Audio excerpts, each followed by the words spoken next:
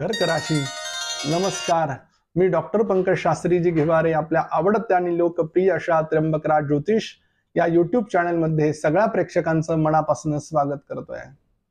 मंडळी, आपण प्रत्येक महिन्याचं 12ही राशींचं राशीफल घेऊन आपल्यापर्यंत येत असतो. यातील आपल्या जीवनात येणाऱ्या समस्या, आपल्या जीवनात येणारे आनंदाचे क्षण हे आपल्याला आपल्या जीवनामध्ये घडणाऱ्या गोष्टींचा अत्यंत सुखद असा मागोवा देत असतात. आज आपण फेब्रुवारी 2023 या महिन्यातील कर्क राशीचं संपूर्ण महिन्याचं राशीफल पाहणार आहोत.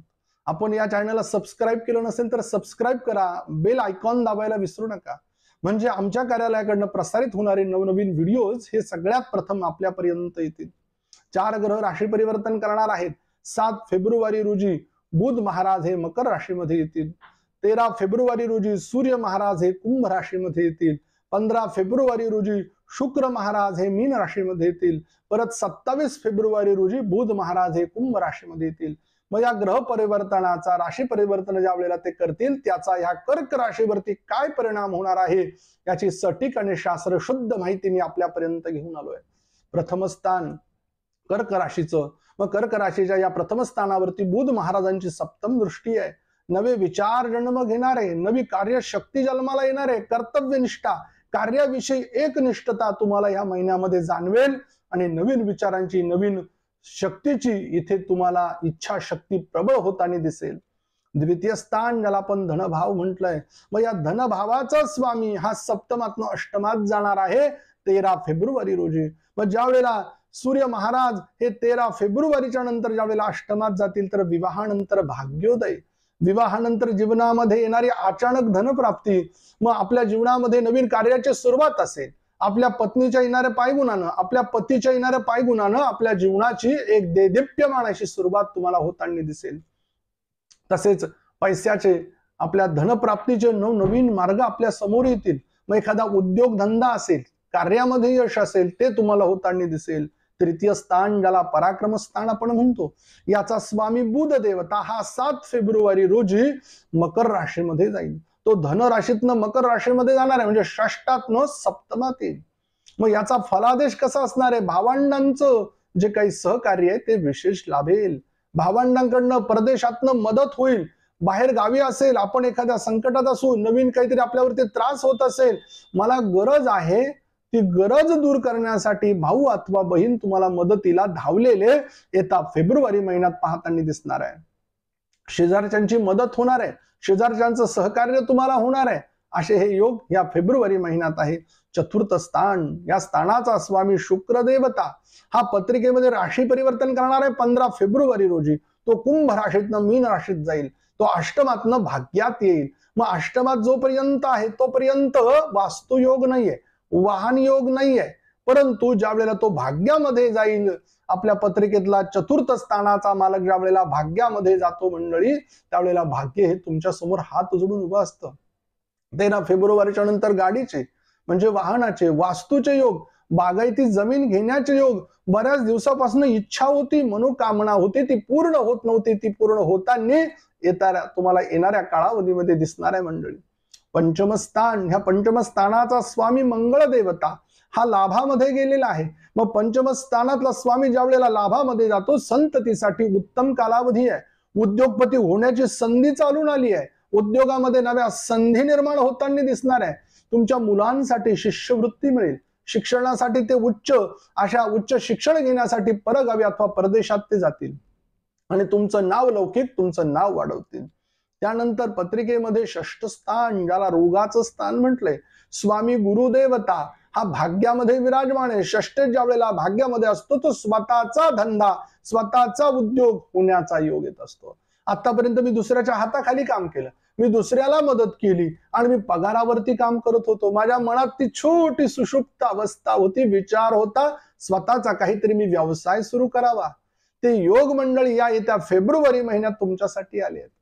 सप्तम स्थान, ज्याला पत्नीचं स्थान म्हणतो, बुध महाराज तेथे आहे. मग पत्रिकेमध्ये सप्तम स्थानाचा मालक म्हणजे शनी देवता हा पत्रिकेमध्ये अष्टम स्थानामध्ये आहे. ज्या वेळेला सप्तमेश अष्टमामध्ये जातो तर विवाह जमण्याला अडचणी येतात. आपल्यापेक्षा वयानं 1-2 वर्षांना मोठी व्यक्ती आपल्या जीवनात येते.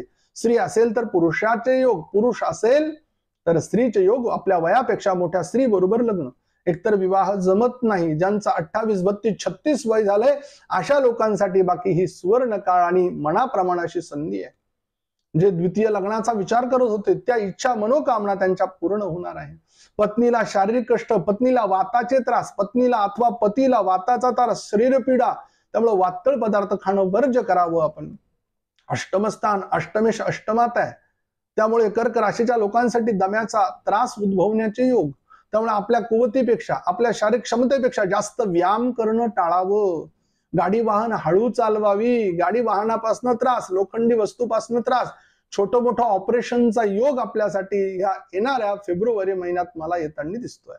त्यानंतर भाग्यस्थान, स्वामी गुरुदेवता, भाग्यश भाग्यामध्ये आहे. परदेशात धर्म प्रचाराची संधी, तीर्थयात्रा करण्याचे योग, धर्म दिग्विजयासारखे योग आपल्या पत्रिकेला येऊन ठेपलेत त्या येत्या फेब्रुवारी महिन्यात.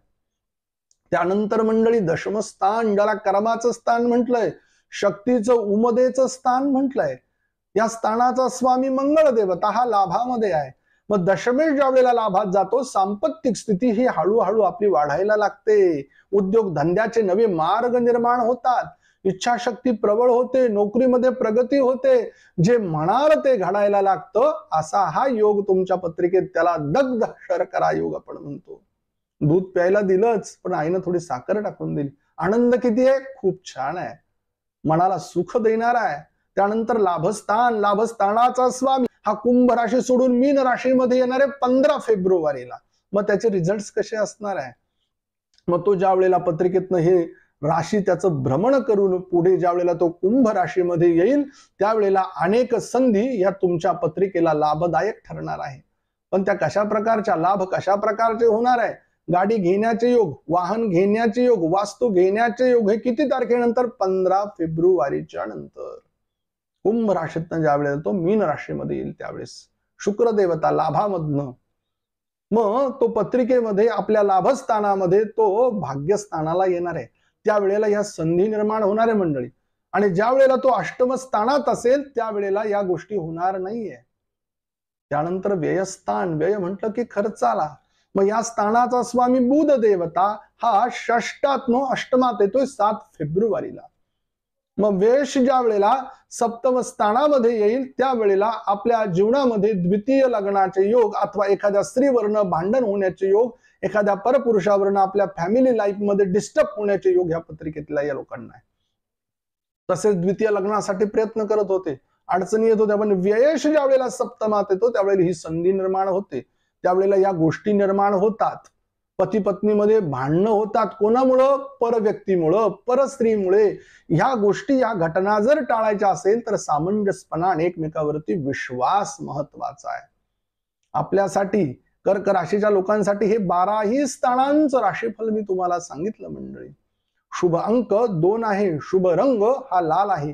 कोणत्या दिवशी तुम्ही शुभ कार्याला सुरुवात करावी जेणेकरून आपल्या जीवनामधील अडथळे कमी होतील? 3 तारीख आहे, 4 तारीख आहे, 5 तारीख आहे आणि 21 तारीख आहे.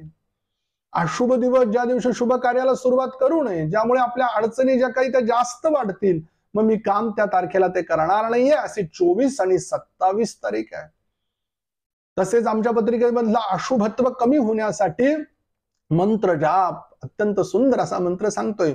ओम क्रांग क्लीं क्रौम सह भौमाय नमः या मंत्राचा 108 वेळा जप करायचा. आपल्या जीवनातील त्रास, आपल्या जीवनातील पीडा, आपल्या जीवनातील संकट कमी होताना जाणवतील. आपल्या आजूबाजूला निसर्गाचं संवर्धन करा, एखादं वृक्ष लावा, हा भगवंत आपल्यावरती कृपा करेल. लवकरच भेटू आपण पुढील व्हिडिओमध्ये.